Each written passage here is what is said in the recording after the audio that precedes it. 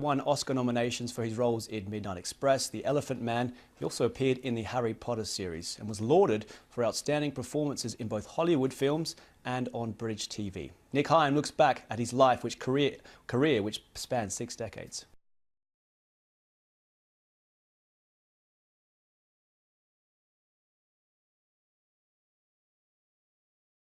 Was it in any way autobiographical for Beckett?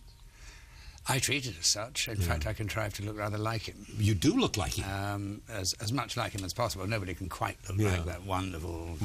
but it's a craggy everything. A real eagle of a face, but I contrive to look like him for that reason, because it's in a sense it's there, but for the grace of God go I, you know.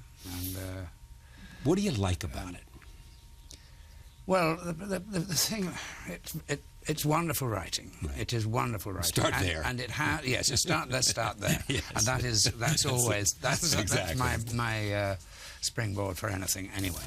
I'm a big writer's man. I know you are. So, begins with the text.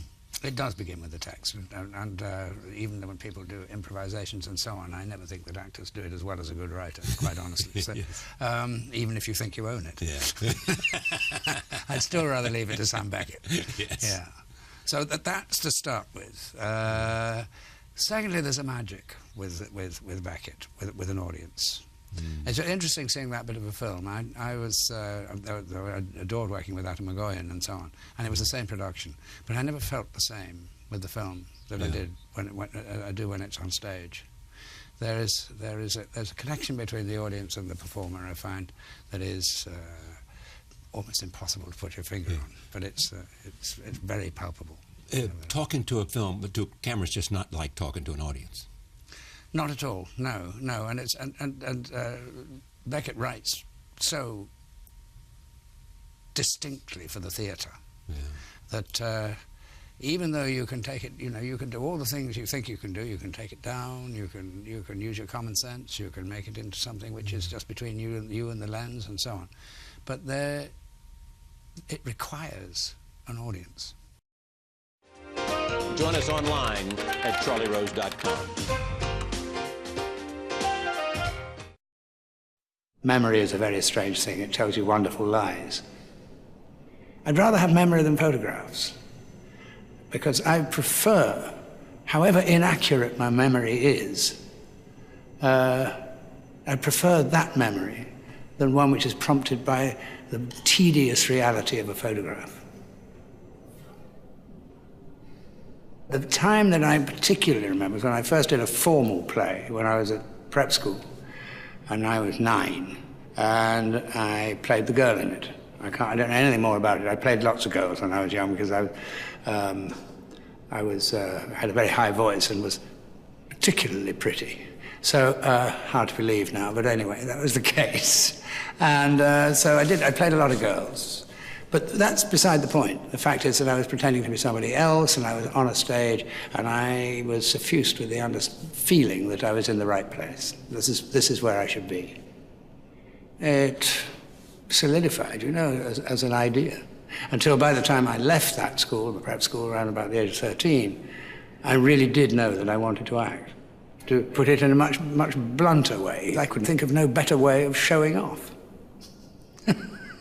And I think there is a touch of that. That there is a show-off. There is something of a show-off in an actor. And it's only when you get older that you begin to delve further into it, and you find depths that you didn't know existed when you were younger, and so on. The game of cowboys and Indians started off quite simple.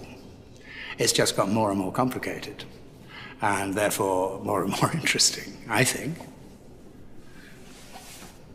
There is no artist or craftsman, for that matter, who can afford not to observe. I don't mean by that you go out and say, I'm going to do some observing today. It's just you have to be aware, because that goes into your memory. You don't know how it's going to go into your memory, but it's what you draw on later. All kinds of things get stacked away in the mulberry of your mind, you're really not aware of until it comes to perhaps needing it, and somehow it's there. Well, you can't just fabricate it from nothing, I don't think. When it's going well, when it's going what I would call inspirationally, you don't know how you arrive there. You don't know how that happens, but it does.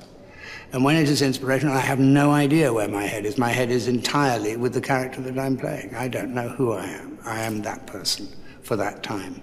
You don't know when you're going to be inspired. That's the other thing. You don't know until you start. But the minute you put your foot on the stage, things can change. And suddenly something else takes over, some spirit takes over, and you might find that that's one of the most inspired performances you've given.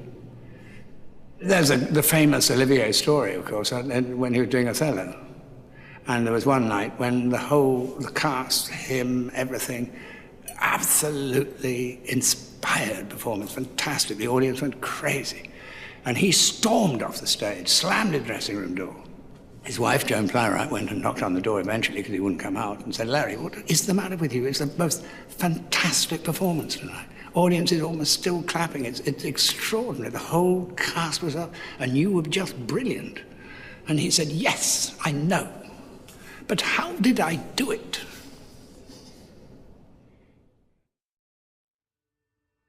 Doctor no more. What I did without choice. I know.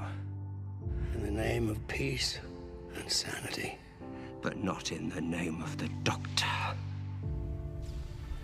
He was the Doctor who fought in the Time War. He's a war hero. How do you work? Too long I have stayed my hand.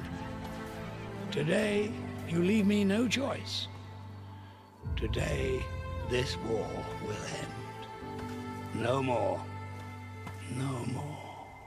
Gallifrey, stand! All those years burying you in my memory. Pretending you didn't exist.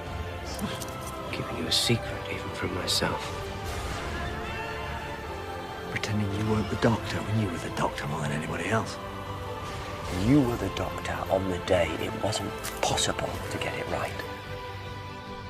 Great men are forged in fire. It is the privilege of lesser men to light the flame. Cup of soup. What is cup of soup? You know the sound the TARDIS makes? That sound brings hope wherever it goes.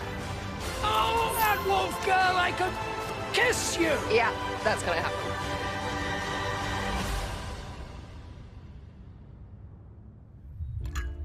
I have to live with that. But for now, for this moment, I am the Doctor again.